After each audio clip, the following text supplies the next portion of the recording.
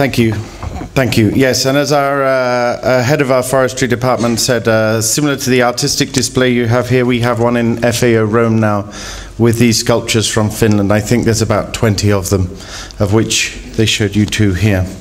Now we're getting on to the discussion, the final hour's discussion of where do we go from here. I would like to call on stage the chair for this session, Dr. Joshi, the head of the IWST. Please come on stage.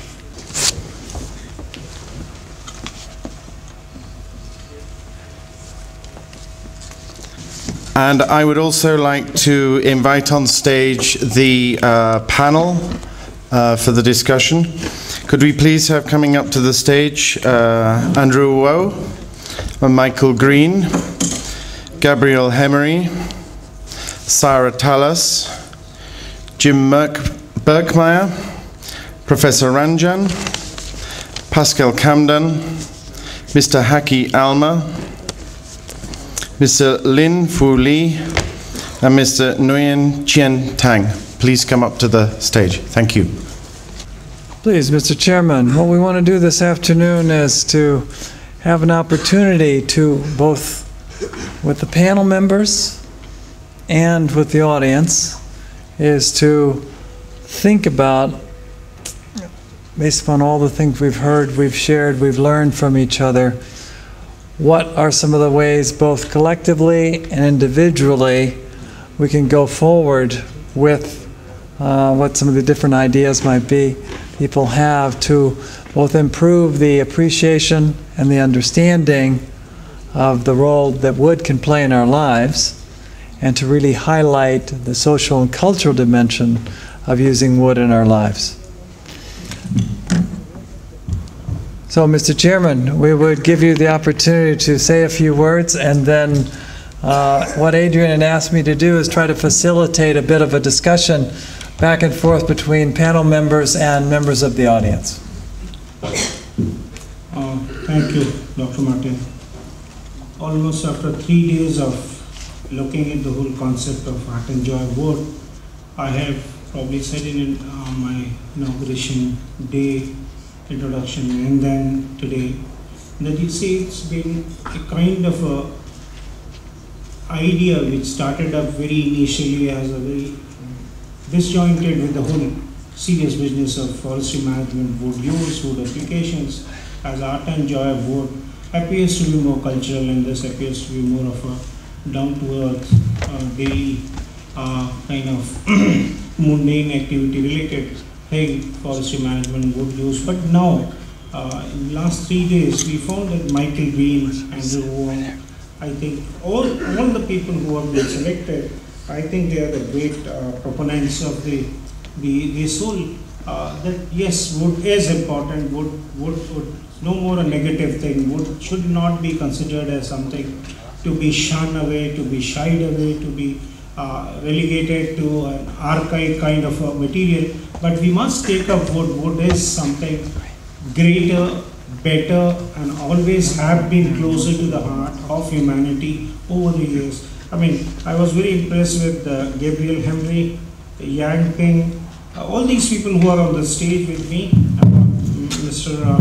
Dustin Tasnovics, Ramadevi, Olga Seven, MP Ranjan, all these people, they have in one way or other have brought in many from many directions this whole idea that now there is a time, this is a time that, like all, as we know that historically, for all changes, for all major changes, that always happens that changes started brewing up all over the world simultaneously, and possibly it's at one place or one person who gives the maybe E is equal to MC square, but the whole idea started brewing up 50 years or 100 years before or decades before, or some Heisenberg comes up with something which is already done somewhere else, or Darwin's theory. All these, when you see that there are always the womb of ideas started germinating. I think today we found that with all these people around me, they all somehow or other saying this negativity, this lack of awareness, the shunning about of the wood use must be stopped, whether it is through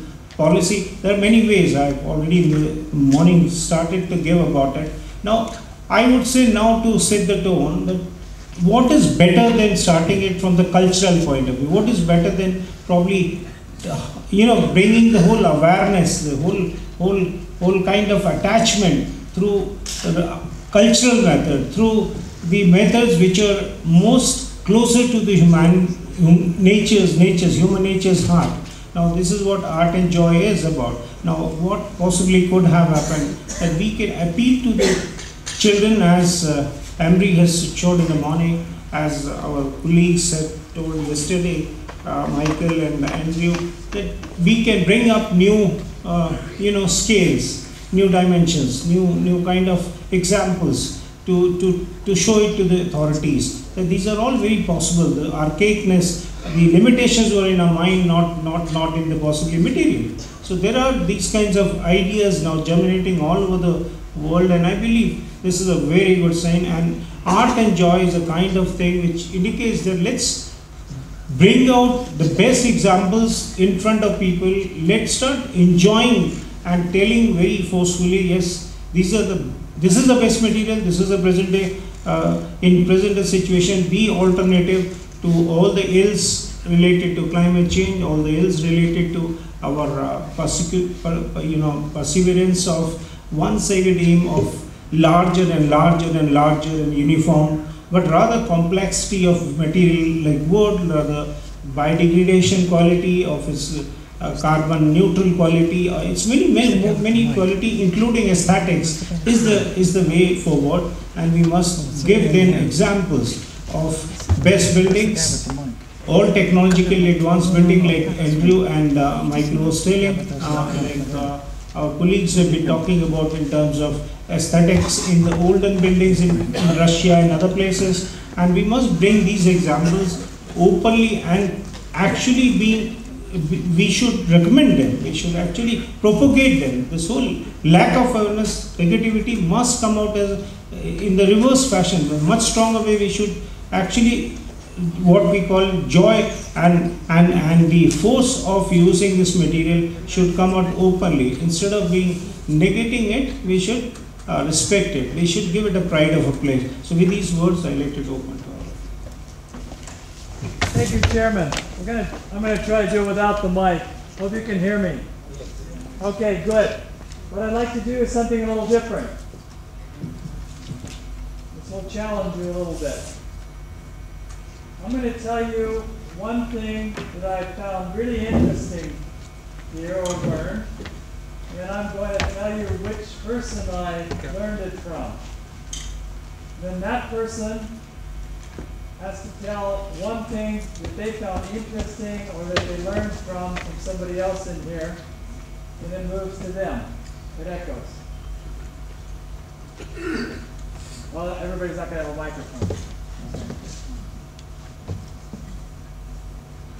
We're hostage to technology, to the bitter end. Okay, I'm going to say, one of the things I found really interesting is I got a chance to watch and listen and learn from what some of our colleagues in Africa have been describing for us in different ways, shapes, and forms about cultural and traditional uses of wood that I've heard it many times and I wasn't listening closely enough. And this last time I was doing more listening rather than talking in my mind. And I really appreciated my colleague from Nigeria, who, there he is right here, who gave some fantastic examples of traditional and medicinal uses of wood and the values that continue to this day, and the importance in the society of a whole series of wood species that is precious knowledge that I think we all want to protect and guard. So I'd like to invite my colleague from Nigeria to tell us something who he learned something from, and that will echo back to that person, and then they have an opportunity to describe something that they learned from another person. My friend from Nigeria, can you give him the microphone? The man with the microphone.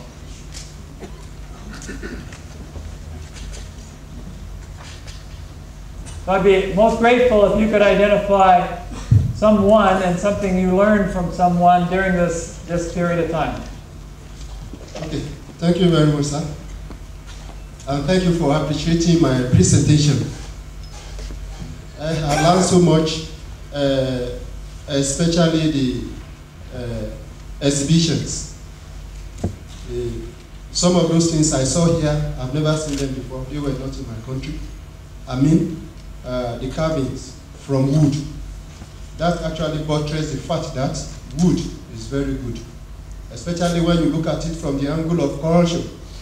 So because all those exhibitions is actually telling us the relevance of wood to our culture and to our society. So I learned that from all those people that have actually presented one exhibition or the other.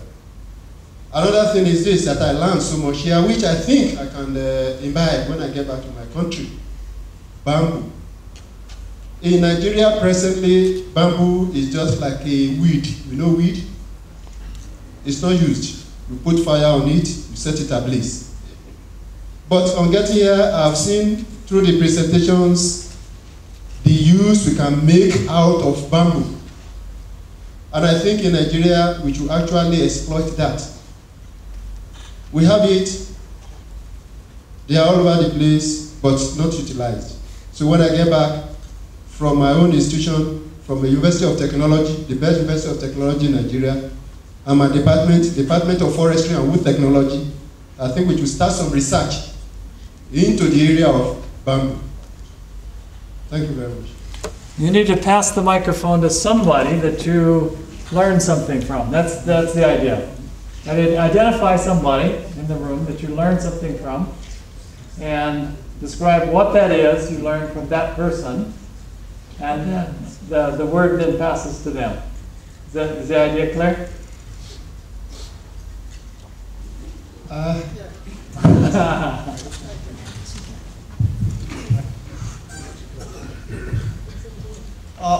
I'm Dr. Ramakant. I had the privilege of co-chairing a session this afternoon and listened to two eminent speakers who dedicated their life in the propagation of sandalwood. And in the talk, end of the talk, the eminent person sitting next to me said there is the sandalwood of India is the best in the world of the many species of Santalum, but a hybrid of Santalum album and Santalum yesi is even better. And then he said there is a Santalum yesi tree alive in this campus. Then I said, can you show me? And we, in the tea break, we both went, we saw the tree, it is alive and very healthy. So that's a wonderful idea. The Santal was, I've been following this species, but this idea that hybrid is better than the Indian Santalum album, and one we have here, wonderful, I felt fascinating. Thank you. Thanks.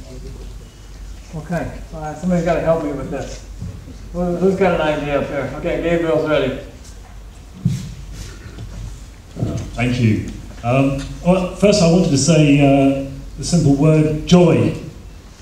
I think we're terribly self-critical as a group of experts in all our various fields, and we've scratched our heads, we've navel-gazed, we've looked at each other's work, and there's a lot of fantastic information that's come together over the last 3 days. The one thing I feel we've been short of is joy, and it's so much to be joyous about. I think we are the luckiest people, any of us here today, who work as professionals in forestry or wood. So we have much to celebrate, and I think what we need to try and do is to transfer our luckiness and our happiness to the general public and inspire others to follow, where surely wood and forestry will be of growing importance into the future.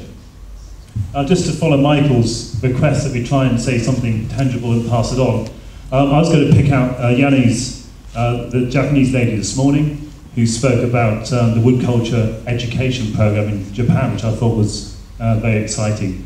but I think she's poorly and not here. So that breaks the chain instantly, Mike, I'm sorry, completely useless. So I'm going to pick a second person, and actually this is someone who's not spoken at the conference, and this to me says a lot about what else you get from a conference. It's not only the fantastic speakers, it's who you meet over coffee, during fantastic dinners, over the drums. I'm still deaf in one ear, so I sat next to a speaker. It's very loud. But I'm going to embarrass her now probably slightly, but I've had some very useful conversations with Mary from Yale University in the USA. So I thought, Mary, because you've had no chance to say anything formally, I'm going to pass the mic to you. What happened to our mic?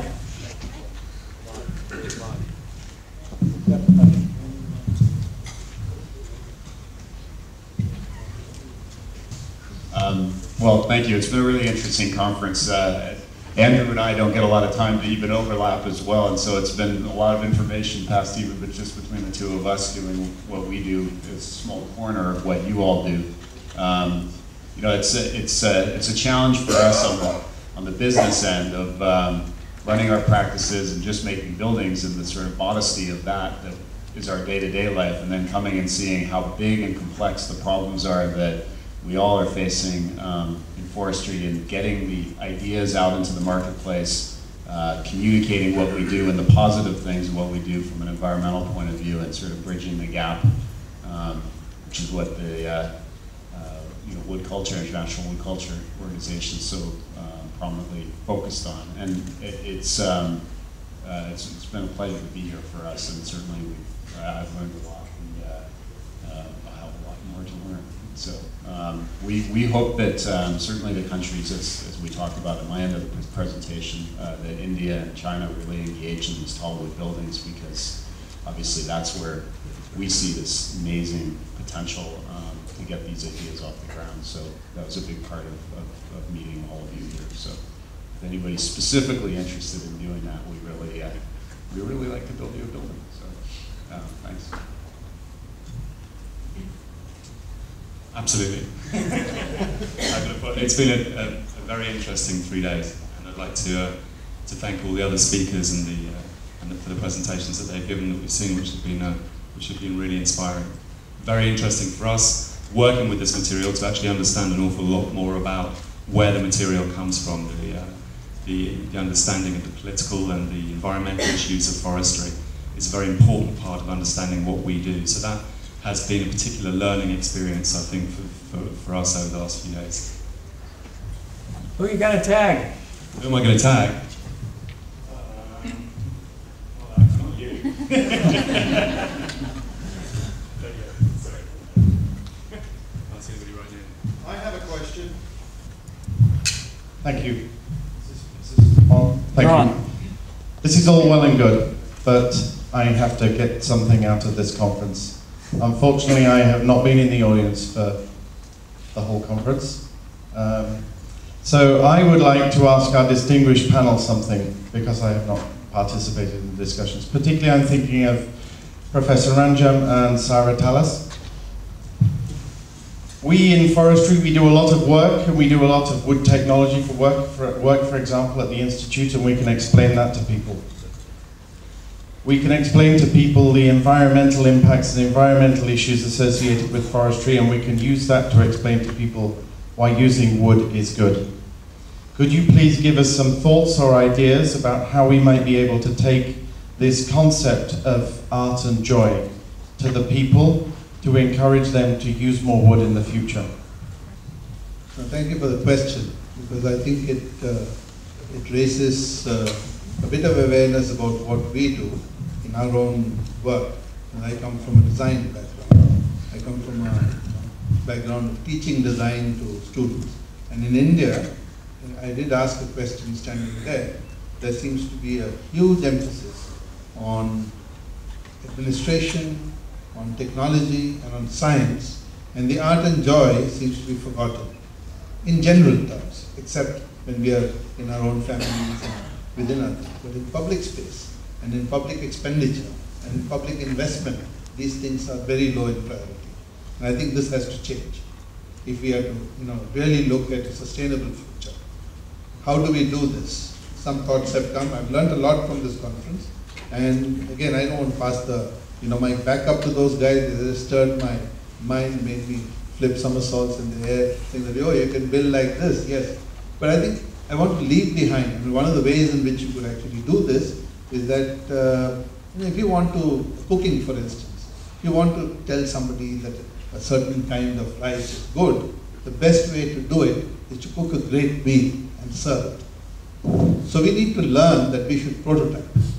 We can make things, make a small meal, invite people, get the public involved, and see how good it tastes, how good it looks, how good it feels, how you can enjoy a meal. And it need not be a sweet dish. It can have elements of bitterness, it can have elements of, all kinds of spices, and that's what makes life worth living, I suppose. And I think this is what perhaps we need to do in terms of investments going forward. If FAO wants to have a direction, perhaps we need to identify one wood in this neighborhood. What is that one wood that everybody sees, but what can you do with it after it's dead? And this could be a project, like you have a photography competition, you could do a project, and let me tell you, you'll have 1 million things that will come out of it. Not just 2, 3, 4, 5 things, but 1 million things, because this is where the imagination comes in. And this is where the living traditions and the kind of things that, now I know whom I'm going to give my mic to, the bent wood girl. Yeah? Yes. You're sitting up there, she's doing research on bent wood. Everybody says we need straight wood, otherwise the engineering doesn't work. And that's because we have lack imagination. And culture has this imagination of centuries of observing, looking, finding, and then doing it. So I think, you better speak up and say what you could do with your imagination and what you could do with the traditional wisdom that is living and so huge in India and China. I've been through China as well, and I think it's amazing, and all over Africa and things like that. What can we learn from these cultures to bring back to a sustainable world? I think wood will find a place in that, definitely.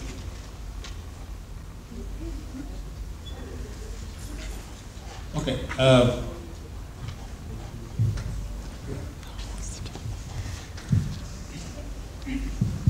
Thank you very much. What do I have to do now? To pass it on and tell why? Or was there a particular question I missed? Maybe. He was inviting you to, he was saying that he appreciated very much, and I did also, your presentation about uses of, traditional uses of non-straight, what did you call them, special sort? This was such a lovely term, special sort assortments, and those applications which gave a lot of us, I think, ideas, inspiration, and it's sort of that's obvious, and that's so traditional, and it's so beautiful. And it's easy to use it because it's around everywhere. And it has been used over the whole history, and maybe that's something which is also very important for me, that you don't just look what we have now, but also what we have had over thousands of years, and what have our people living before us have used, the knowledge which has existed, and the knowledge which has been forgotten in some ways. And we still find it somewhere if we look carefully, if we look at museums, if we look at books, if we just try to be creative. And yeah, we should keep in mind that there has been a lot of important things, and just to keep it on and work on it. Thank yes. You. Thank you.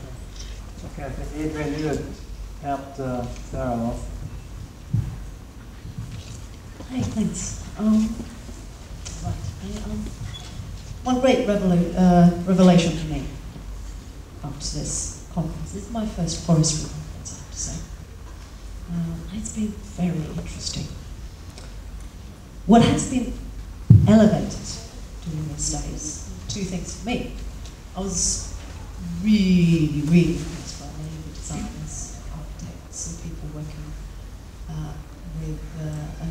projects that touch upon the audiences, large audiences, small audiences, local audiences, and global audiences, regarding it and the meaning of it.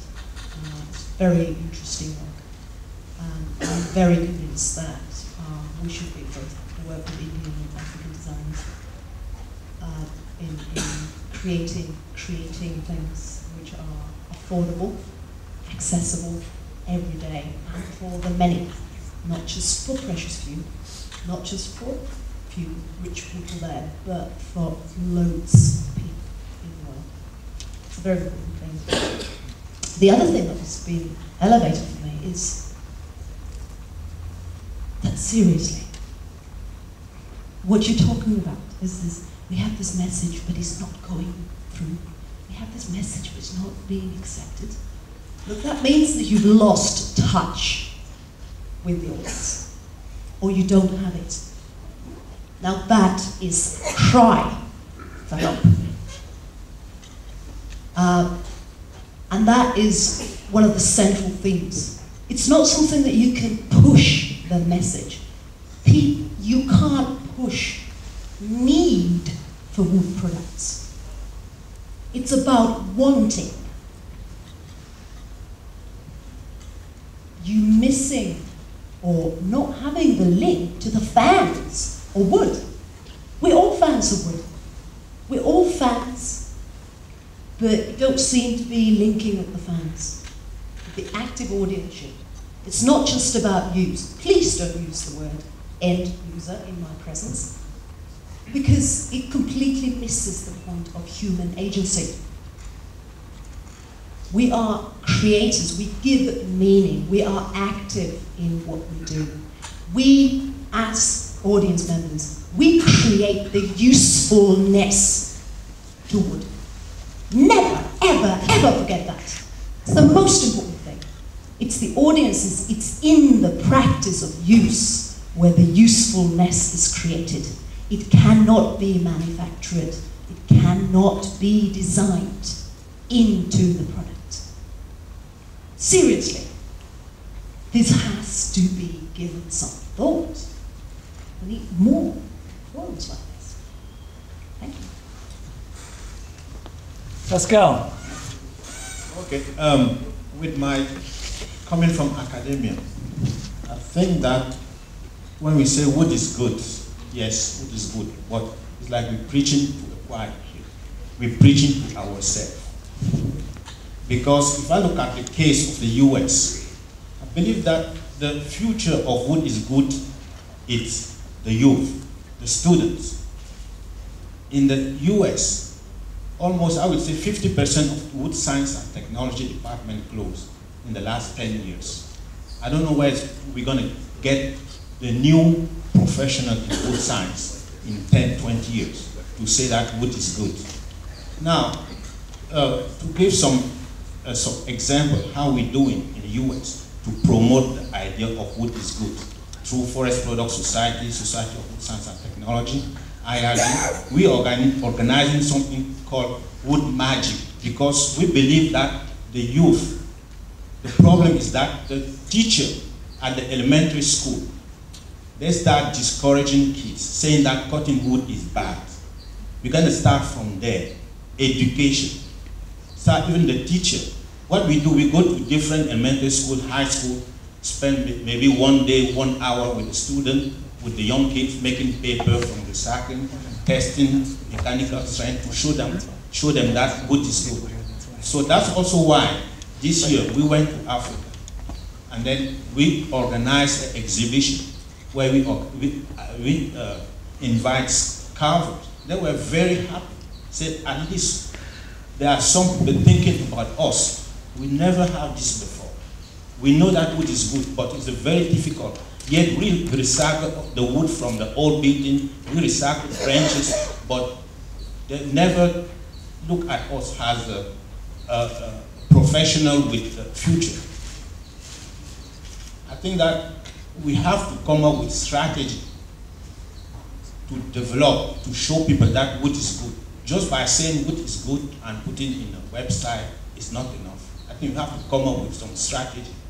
How to convey this message to the general public. That was my... Thanks, Pascal. Let's hear from some of the people down here in this corner. We have lots of young people. Anybody want to say something down here? She's ready. Where's the mic guy with the microphone? There he is. She's got something to say. Please, let's hear it.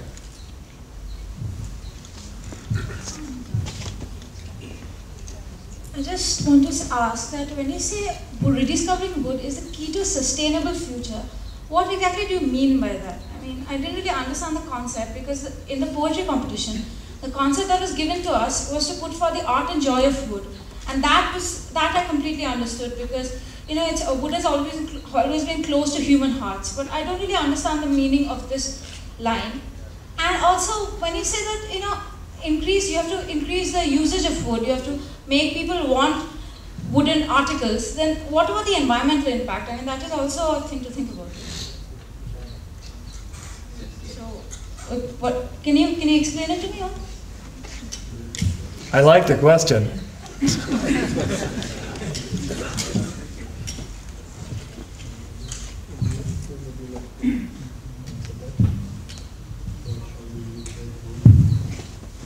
I guess the approach we're using in our small business is to, you know, take the natural output of the forest and put people to work and to make things.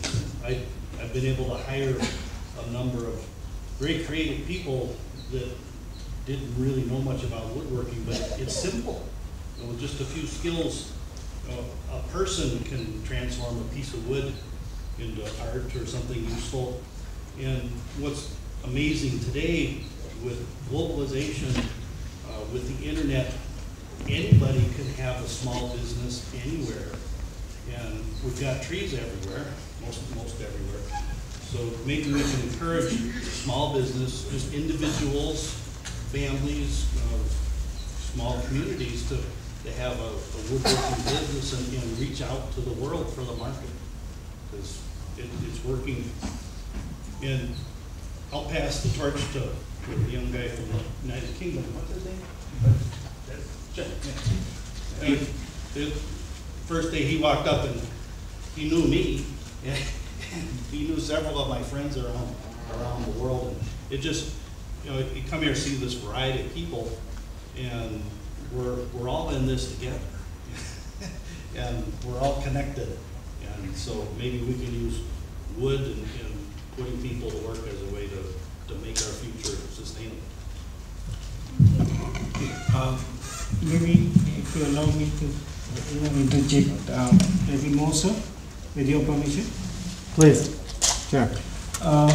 You know, you raised a question when probably morning I was making exactly the same point. What is happening in our country, particularly in Indian situation, where you are asking the question which exactly we are saying is a wrong question. I'll tell you why. You know, we have been told that if you use a wood, you cut trees. When you cut trees, you damage the forest. Ecological, environmental ill consequences comes up. Our point is that yes, this is correct. One way looking at it is correct. One side of it is correct. The other side is that we need not be doing it at the cost of sustainability. Or what we are saying is, don't cut from natural forests where you have a large amount of biodiversity, where ecological benefits are much more, and you're destroying probably not one but several species of not only trees but many other life. We are saying that for production purposes, for using wood, you can have production forestry, you can have farm forestry, agroforestry, use bamboo, use any other material, maybe substitute some of the carbon intensive material. That's the answer we're looking for. That's why I say it's good. Why is it good? I was telling, you know, normally everybody, all of us who are in wood science and wood business, see 1 ton of wood, which is again, you know, created by the nature, photosynthesis created, requires only 640 kilowatt of the energy, whereas 1 ton of brick, for which if you, instead of wood, you use a brick to make your house, you use 4 times the energy. If you use concrete 5 times, if you use say glass 50 times, if you use aluminum 126 times. So energy, and there again, you know, it's not the energy which has gone into making aluminum, steel, plastic and other thing, but where do you get them from? You either destroy the forest or you destroy the land from which you extract it. So this is a double disadvantage in using such material. So it's always good to use wood from that point we are saying, but we are right from you are right. Don't destroy the forest to take out the wood. Make more wood production, make it sustainable, that's right.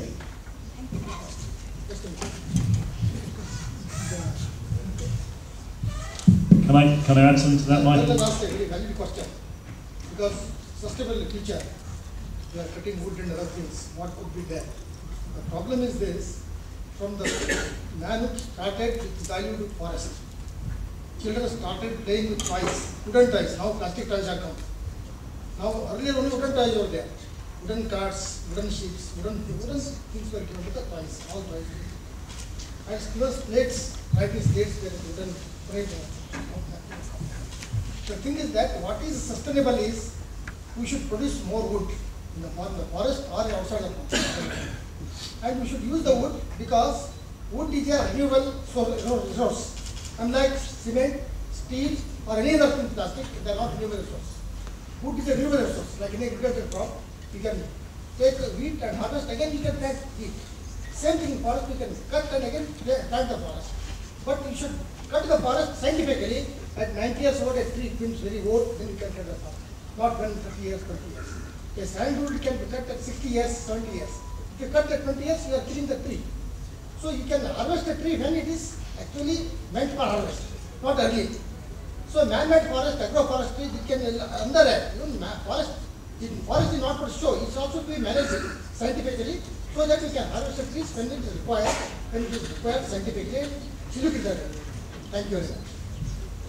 Mike, I wanted to chip in if I may as well. Just a second, I want to offer her a second prize. I think she deserves another prize, don't you? Yeah, asking the tough questions? I think so. Thank you. It takes some guts to stand up to all you guys. Yeah, huh? Excellent question. I feel we haven't really answered your question very well. No offence to the people who've spoken just before me. But sustainable is a really interesting word, and I was speaking this morning. I'm sorry you weren't there to be bored by me yourself. But sustainable is about future as well as the present. So actually it's a funny way to use the word sustainable in front of the word future, because that's what sustainable means. It means now and into the future. And in terms of productivity, yes, it can mean more productivity, but it must mean that we use our resources in such a way that we don't affect our future, whether it's our future, nature's future. And that's a very, very important point. And I think it's not understood by either the adults or for the young generation coming through. And I would say that one thing in the conversation that I've had today is that, and I'm not saying this to build up the talk I was saying this morning, there seems to be, I think, a role for the FAO perhaps in exploring this idea of looking at what we get from trees in an inspiring way, not in a preaching way. So along the lines of the kind of the one tree idea, maybe we need one trees in every continent, or several one trees in every country, or some way of helping the public get inspired and general people understanding what sustainable means. Because you don't want to be told by someone like me the formal definition of what sustainable is. You want to be excited. You want to see something, you want to feel something, you want to smell something. And I think we should do something along those lines. That's the way we can touch the hearts of people and then inspire people to follow. Yes, I would like to put some further into the topic of sustainable. As I am from the manufacturer of the wood industry, and actually we do a lot of the replantation. So we keep doing replantation so it will assure us the long, everlasting supply of the wood. This is the first. And from the second, we cut tree and we make them into wood products. And we can do more on this. The first, we can increase the yield during our production. The second, we can reuse the waste, right? Reuse the waste into another products. And then the number 3, when the products go to the market after some years, we can recycle them, put them back, maybe into chips. We can do the HDF, maybe into smaller wood flooring. This is also another way. And in the past, we do the solid wood flooring. I think it's throughout the international, we all have the solid wood flooring. Solid wood flooring, it means that the 80 millimeter thick is a solid wood, wood glue. If you use the red oak, it's from the top to the bottom is red oak. But now we use engineered wood flooring. What's engineered? Engineered is we use a thinner face veneer.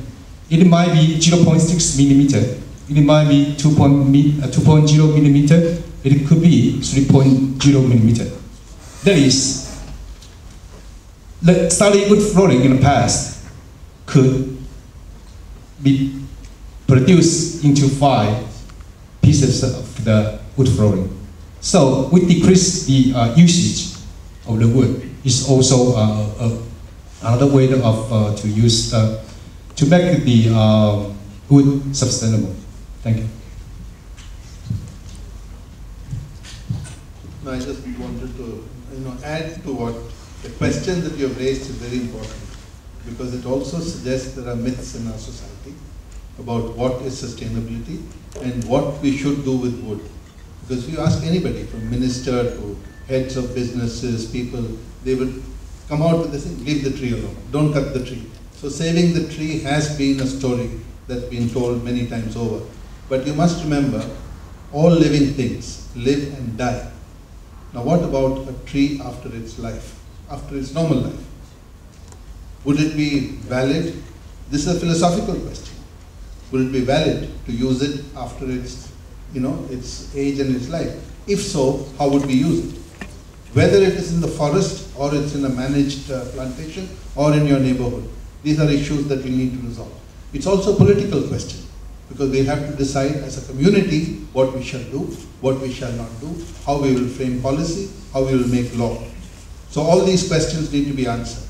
And I think these, you ponder about it as a young person, you will come out with some better answers. But all of this, to find the right answer, you need imagination.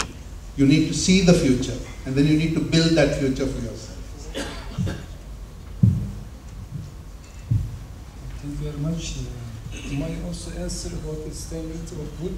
Actually, it's like puzzle. This one is not easy to solve it. There are many functions and points. For example, I try to summarize according to the speech for 3 days and some idea. Actually, my base background is wood chemistry from Kyoto, US, but recently I tried to enjoy it. The wood itself, massive wood.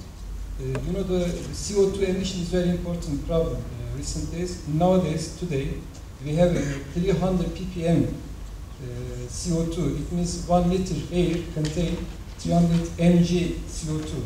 So after this development and technology and factory manufacturing, CO2 emission will going to be 700 ppm 100 years later. So it means if you put 100 ppm, 700 ppm in this room, nobody can live. So our life is going to be finished. Maybe 3 generations of our generation will not able to see the world.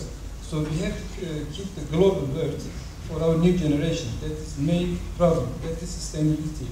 So what can we do? The worst way to use one material is to burn and bury it. So we have to keep and use wood in the construction material and other things. For example, I studied on the wood pyrolysis and gasification and wood ethanol, etc. So, but really, after this meeting, I changed my idea to focus on the wood itself. For example, wood contains lignin. If you wet lignin by using piezoelectric, some wetting, you don't have to use any chemicals, any things to do it. You can use wood itself, because wood is nanomaterial, it's nature. So we have to replace this one very important point, I think, not to use for energy, because there is no good technology. We have to use energy, wind. For example, in Turkey, I am Turkish. In Turkey, you don't believe, 3 years ago, there was forbidden in legislation not to use wind for energy. It's very interesting benefit. So as friends from India mentioned, there's a political issue. Another thing, developing country try to help developed country try to help the developed country for fighting people to each other, not fighting to each other, to help to keep the forest. When you are going to the Middle East, I'm from Middle East country and Asia, you can see all behind power is political government. But the developed country should give knowledge and to teach people. And also illegal cutting is very, very big problem because for 3 days I am here, I listen many presentations from Malaysia, Indonesia, and from Africa. Everybody mentioned about illegal cutting, about 50%. So the main issue may be to keep and to get certificate, because I also listened to one student in student hall. He mentioned that the things which is made in India is growing, slowing down, exportation, etc. The reason is there is no certification of raw material. So Indian government and other countries, Malaysia, Indonesia, rich countries, they should get certificates. For example, there was one lady from European Community came here and teach us how to get certificates. The main problem is one. Also, we have to use forest byproduct like rosin, like Sherlock resin, like fruits and berries. There are a lot of berries when you go to Finland, in Turkey, in many countries. You can get Bologna and make tannins, medicines, etc. We should keep forest for this fruit also. And daily usage should be very wide and very important problem. And afforestation, for example, in Turkey, maybe 20 years ago, some European words where one bank tried to help Turkey to establish green belt forestry. So we have a very good green belt forest in Turkey. It's a number 4 in the world. This kind of things should be done and sustain forests and wood products. Of course, there are many things, but the really is very hard issue. Thank you. Just before you go, I want to just check something here.